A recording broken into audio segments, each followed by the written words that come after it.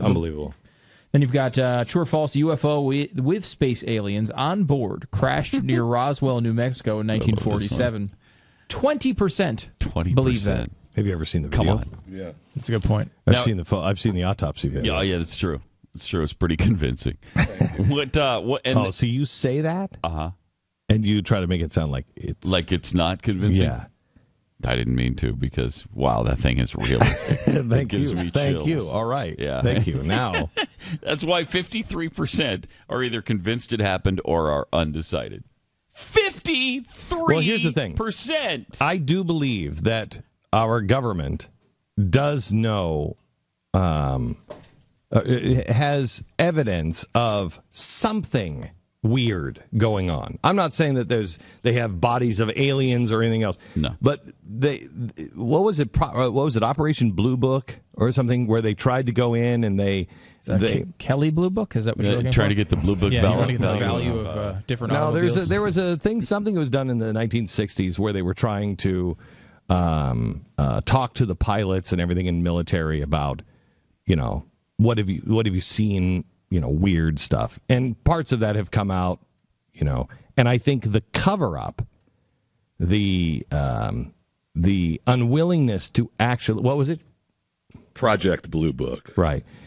Project Blue Book, and look it up. Tell me what it actually is, because this is way off memory.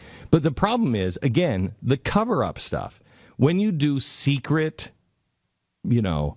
projects like this, and you're like, okay, now don't say anything to anybody. That just creates conspiracy theories. It does, right? But it's also there's reasons for it sometimes. But you're right; it always creates that. If you don't, what is the reason for that, Stu?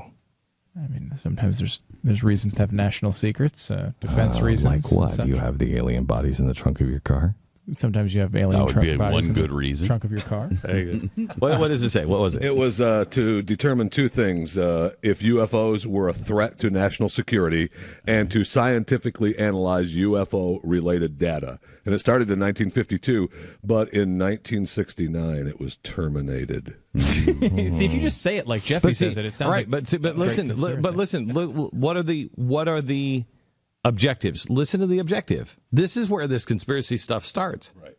Name number one objective. Objective number one. To determine if UFOs were a threat to national security. No. To determine whether UFOs were extraterrestrial life and they were real. Right. Well, if they were? I would say they were a threat to national security. So correct. Yeah. But I mean, what I'm saying is just the way it's worded leads you to believe these things. And this is why conspiracy theories largely are just nonsensical. You're basing it on things like that, the wording of something. Oh, no, I know that. Right. I know that. And this is why you can go down and find something that seems to be slightly out of step with what the way you think it should be in almost every single circumstance. And I think the alien thing is the easiest one to believe, because I think as we begin to understand how vast the universe is, that we're not talking about our neighbors on Mars. I think everything in our solar system could be dead, and that's no big deal.